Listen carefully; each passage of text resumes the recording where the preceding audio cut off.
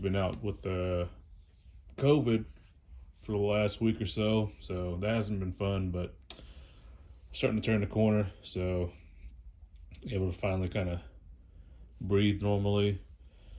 Yeah, I mean, this is actually my first time experiencing COVID, so I'm not going to get into all the nitty gritty, but yeah, it's just, I mean, it felt like an elephant was just sitting on top of me the whole time, so haven't been kind of quarantined away from the family. Didn't want to get the wife and kids sick. Haven't had much time to get out here to the garage, but basically all this stuff here, I haven't even had time to previously record all this stuff. This is all my stuff in my truck toolbox, and especially off-road recovery gear, tools, and stuff like that. As you can see, I got a bunch of these pouches and stuff, and it was just a disarray of stuff as I was doing the recovery out there on trail. So I ended up picking up this thing off of Amazon last week. It's a kind of an organizer for off-road recovery gear. It's made by Samdu or something like that. It's about $40. So we're gonna get all this stuff, try to get into here as best as we can, and I'll give you a little tour of what I carry for off-road gear, and then I'll kind of go through my tools and stuff, so that way y'all can see what I carry in there. Other than that, tool-wise, the only thing I've picked up this week, sorry, got this new tripod I'm using. There's some more batteries. I picked up some 3.0 batteries off of eBay. A couple dual packs. Got those for about, I think, $58 plus tax and stuff. So those were pretty good deals for me. I was gonna get some aftermarket ones, but I'd rather pay a little bit more and just get the regular ones. These do great. I've had some that I've been using for years, and I finally had one little one. That one right there went out, so that's why I went and ordered some more. All right, let me get this organized and I'll get back to y'all. All right, guys, so I got everything kind of mocked up here with this new bag. So I'll run, basically this is a brief rundown of what I normally carry for recovery. It's not everything. So things that aren't in the picture is a full-size D shovel. I have this small one too. So picked this one up at Ross. I paid $7.99 for it. So you can find cheap shovels. You don't even have to be, nothing fancy. But I got a fuller size of this in my truck box right now. I didn't take it out. Didn't have a reason to. But having two is better than one. So I picked this up. That's always good to have. I also have a farm jack in there, or high lift jack, or whatever you want to call it. So there's that. Keep this come along. I think this one is rated, this one's 8,000 pounds. I got another one over there that's, I think, 4,000 pounds. Now this is primarily for loading vehicles onto trailers whenever I pick up vehicles. So that's what I normally use these for, but these are also good for off-road recovery when you're by yourself. In case if you don't have a winch, where for my truck, I do have a winch on there. So, but this is still good for backup. In like the case where last time I went off-roading, my winch actually stopped working because my battery cables to the winch corroded, so they weren't receiving power. So always good to have different options, especially when you're in the backcountry or something. If you're out camping or hunting or whatever, it's good to have multiple options, especially when you're out by yourself. All right.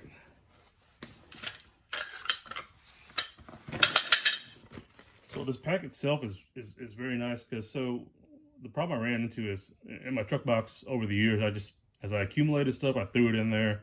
I knew I had it. It's just what came to realization is that when you're in a pinch and you're in a situation where you're just scrambling to kind of find stuff, that's when, you know, you can't find stuff. So I didn't want to run into that situation again or spend too much time looking for something that could have been more easily accessible.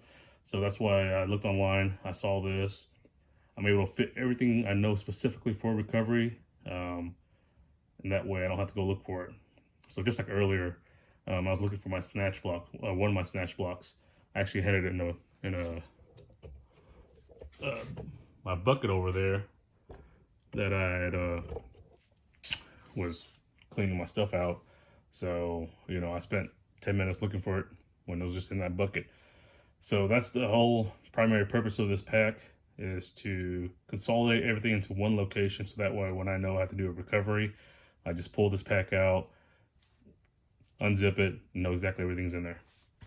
So right on top here, this actually stays inside the vehicle with me out of the elements.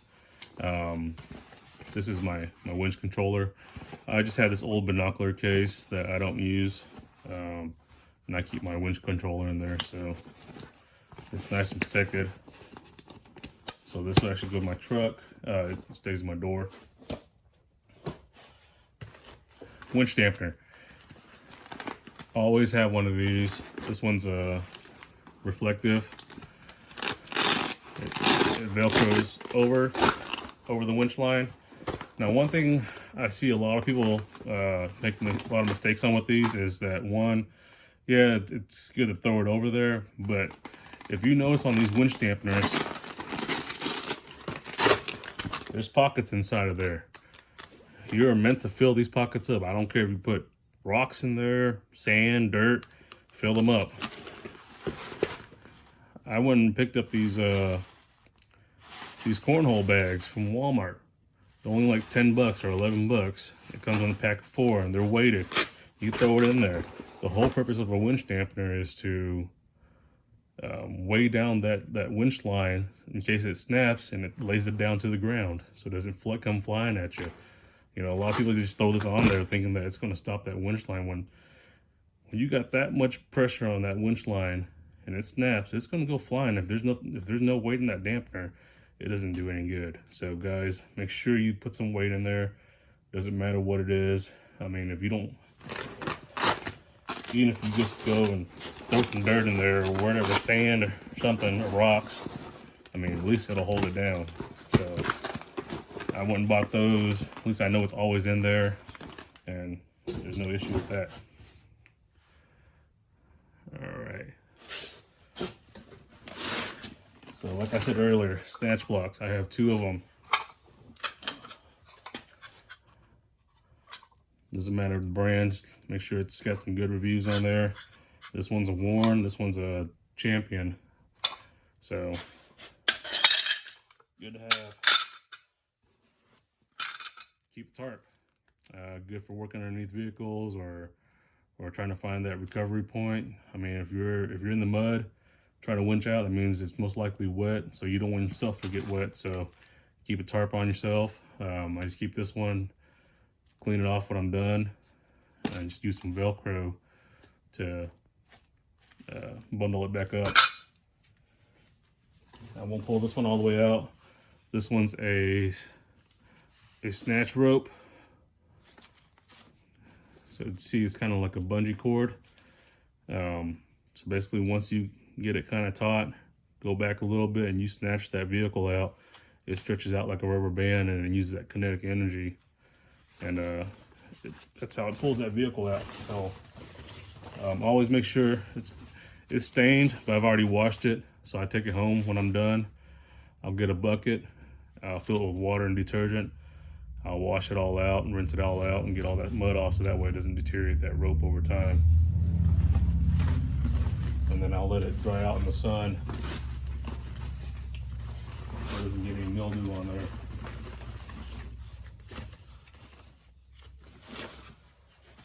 A couple of recovery straps.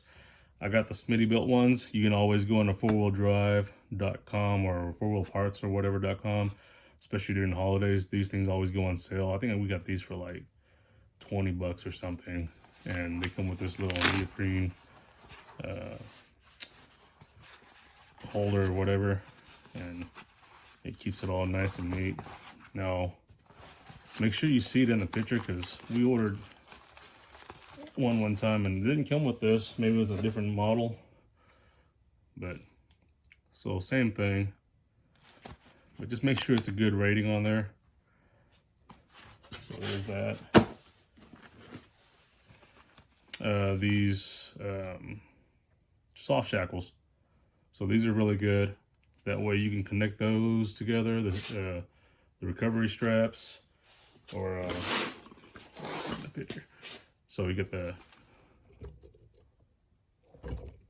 Sorry about that. I'm trying to learn how to use this tripod. The recovery straps together, or tie them to a recovery point on the vehicle. So they basically just open up like that, and you just put that knuckle in there, or you take it out, and as you tighten it up, this part tightens up. But it's really good, and it's got that sleeve on there to protect it too. So these are fairly, been in the industry for about probably 5, 6, 7 years now, but these are really nice.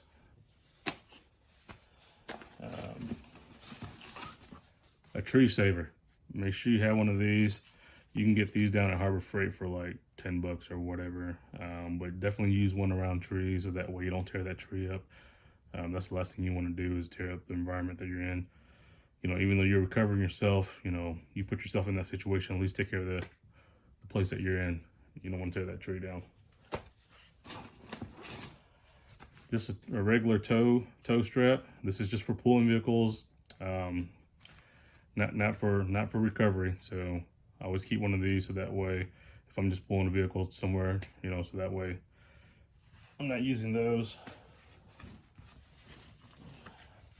Oh, this goes over here. So gloves.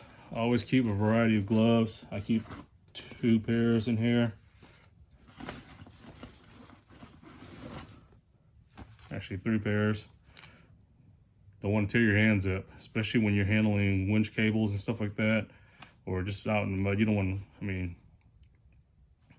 to tear your hands up, so just keep a variety of gloves on you.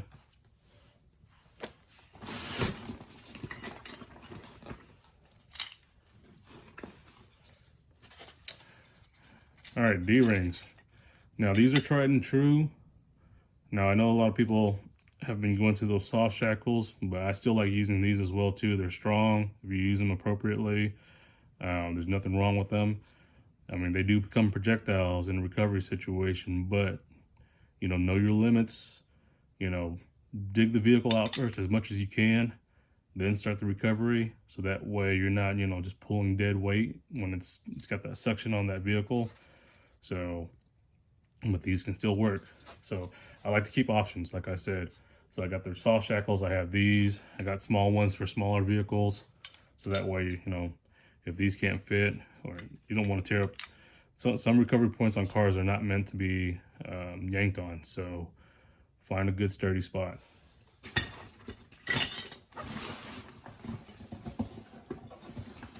And then on this side here, I just have some quick pins. So that way, it's got the red handles on them. You can get these on Amazon. That way I can just pull those recovery points out, quickly. So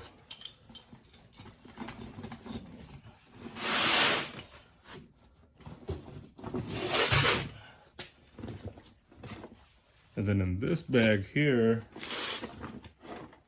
it's an extra socket set.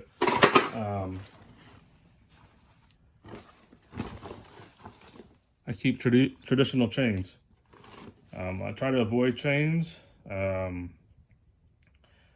I've had situations where, like, I'm towing a bobtail or a semi out of a ditch or something, and these straps have broken on me just because that weight is just too much, and these chains have actually succeeded, whereas these straps wouldn't. Now, chains are normally more dangerous just because of the breaking. Once they break, I mean, that's it. It goes flying. But these have this is what's worked, so that's why I always keep that there just in case. So yeah, that's what I carry to recover. I'm pretty sure I'm missing some other stuff maybe as I go through this stuff, but yeah, that's the basic things that I always carry in my truck at all times. Um, so right now, basically, I'm just doing inventory of everything I have, seeing what I'm missing, and just putting it in there so that way I have it organized all in one spot. But if you have any suggestions, just leave them in the comments below. Appreciate y'all watching, and y'all take care.